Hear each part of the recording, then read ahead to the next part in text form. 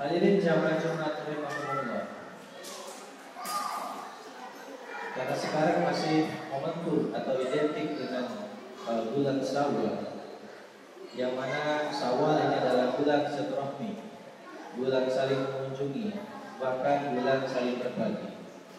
Inilah momentum untuk merekatkan tali persaudaraan, baik antar keluarga atau kerabat, antar kolega atau teman, antar tetangga maupun antar sesama muslim secara umum.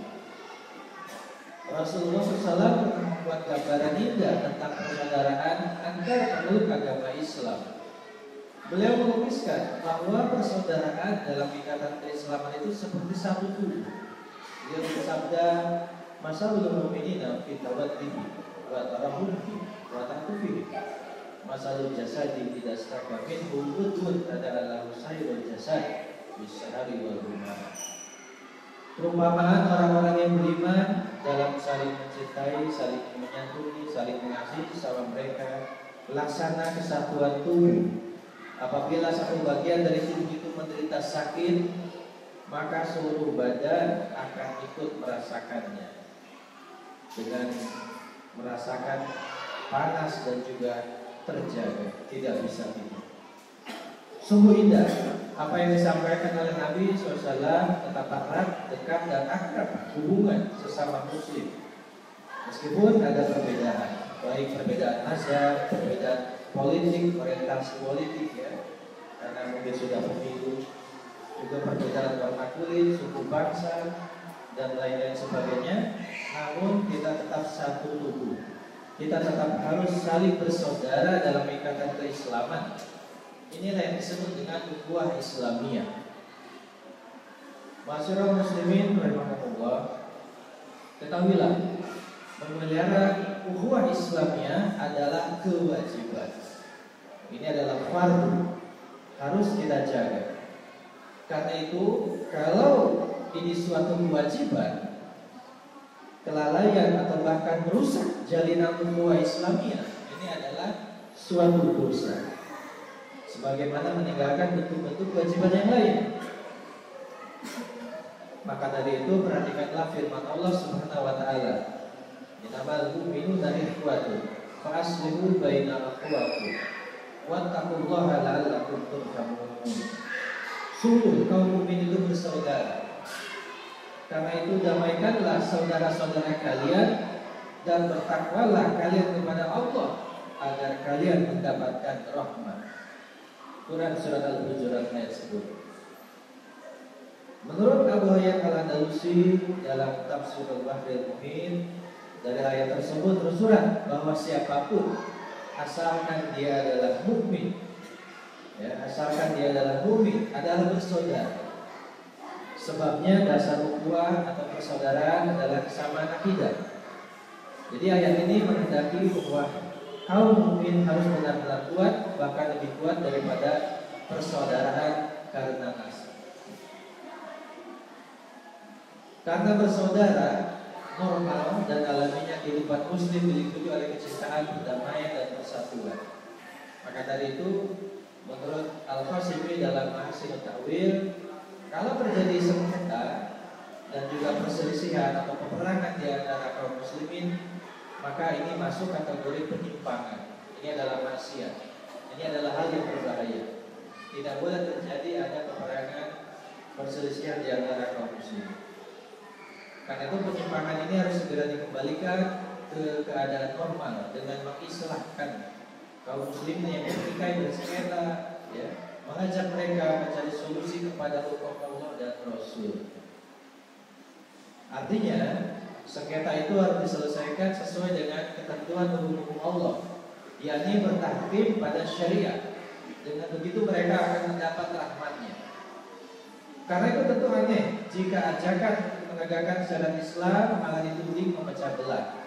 Padahal justru karena kaum muslim jauh dari syariat, sebagaimana kondisi saat ini, maka mereka rawan berpecah belah, bahkan saling bermusuhan. Jadi karena jauh dari syariat, justru kita akan menjadi umat yang terpecah belah. Karena itulah Allah Subhanahu wa taala berfirman, "Wa'tasimu bihablillahi jami'an wa la tafarraqu." berpegang teguhlah kalian pada tali agama Allah dan janganlah kalian terpecah belah. Hal ini tercantum dalam Quran surat Al-Imran 107. Hadirin jamaah Jumat rahimakumullah. Selanjutnya juga Rasulullah bersabda, Al-mu'minuna lil mu'mini kal bunyani yashuddu ba'duhu ba'dan. Kaum mukmin dengan kaum mukmin lainnya bagaikan satu bangunan. Bagaikan satu bangunan kokoh, sebagian menguatkan yang lainnya. Dalam riwayat Imam Al-Bukhari hadisnya. Di sabdanya yang lain atau riwayat yang lain dalam riwayat Imam Muslim, Rasulullah bersabda, La tadkhulul jannata hatta tu'minu wa la tu'minu hatta tahabbu. Kalian tidak masuk surga hingga kalian beriman. Ya, kalian tidak akan masuk surga hingga kalian beriman, dan belum sempurna keimanan kalian hingga kalian itu harus saling mencintai. Banyak hadis lain juga yang menyebut bentuk-bentuk praktis dari manifestasi ukhuwah Islamnya di antara sesama muslim secara individual. Di antaranya adalah larangan menggibah, larangan memfitnah, larangan memata-matai, larangan membuka aib, dan juga larangan menipu sesama muslim. Termasuk larangan berdusta, larangan kikir, larangan menghina, mencela, melanggar kehormatan dan membunuh sesama muslim dan lain-lain. Maka dari itu wajar kalau misalnya umat Islam ketika mendengar berita hari ini mengenai saudara-saudara kita sesama muslim, sesama mukmin di jalur Gaza, semuanya girah keislamannya, girah ukhuwah Islamiyahnya bangkit dan membela dengan berbagai macam cara yang mereka bisa lakukan. Ada yang memboikot, ada yang melakukan protes di banyak tempat ya, dan lain sebagainya. Termasuk juga mungkin ada saudara yang jauh dari Timur Tengah itu, bahkan di Eropa sana dan di Amerika sana itu protes terhadap penyerangan laknatullah Israel kepada kaum muslimin Palestina.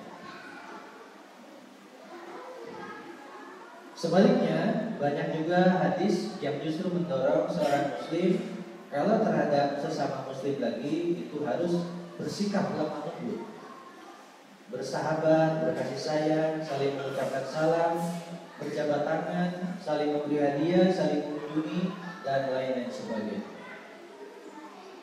Dalam tataran yang lebih luas secara sosial, banyak hadis yang melarang juga kaum muslim untuk menyerukan perpecahan atas dasar fanatisme atau asobia. Fanatisme atau asobia inilah salah satu penyakit ukhuwah Islamiyah. Maka dari itu Rasulullah bersabda, Laisa minna man da'a ila sobiyatin, wa laisa minna man qatala ala sobiyatin, wa laisa minna man mata ala sobiyatin. Tidak termasuk golongan kami orang yang menyerukan asobia atau fanatisme. Tidak termasuk golongan kami orang yang berperang atas dasar asobia atau fanatisme. Juga tidak termasuk golongan kami orang yang mati di atas dasar asobia atau fanatisme. Hadis riwayat Imam Bukhari. Hadirin jamaah Jumat rahimakumullah, kita diwajibkan oleh Allah dan Rasulnya memelihara ukhuwah Islamnya, bahkan wajib bersatu atas dasar akidah Islam dan haram berpecah belah. Agar kaum muslim bersatu dan tidak berpecah belah, maka Allah Subhanahu wa taala menegaskan, wa hadza siratal mustaqim fattabi'uhu wa la tattabi'us subula fatawaffaqa bikum an sabilihi dzalikum wasaqu bihi la'allakum tattaqun. Yang diperintahkan ini adalah jalanku yang lurus. Karena itu ikutilah jalan tersebut dan janganlah kalian mengikuti jalan-jalan lain, karena jalan-jalan itu bakal mencerai-beraikan kalian dari jalannya. Yang demikian adalah diperintahkan Allah kepada kalian agar kalian bertakwa. Quran surat Al-An'am ayat 153. Ayat tersebut dengan terang menunjukkan bahwa jika umat Islam, bahwa jika umat Islam tidak benar-benar mengikuti jalan Islam, yaitu syariat Islam, malah mengikuti jalan-jalan yang bertolak belakang dengan Islam, niscaya mereka akan tercerai-berai dari jalan Allah Subhanahu wa taala. Itulah sebetulnya yang disadari atau tidak dialami kaum muslim saat ini saat mereka meninggalkan pencampakan syariat Islam. Karena itu mari di momentum Syawal ini, momentum pasca Lebaran ini, kita rekatkan kembali kuat persaudaraan kita kuatkan kembali wihdah persatuan kita, dan kita arahkan kembali mahabbah, saling menyayangi, saling mencintai. Mudah-mudahan dengan itu niscaya akan lahir al-quwwah, kekuatan. Dengan itu kita bersama-sama akan mampu meraih izzah atau kemuliaan dunia dan akhirat. Barakallahu li wa lakum fil Qur'anil azim.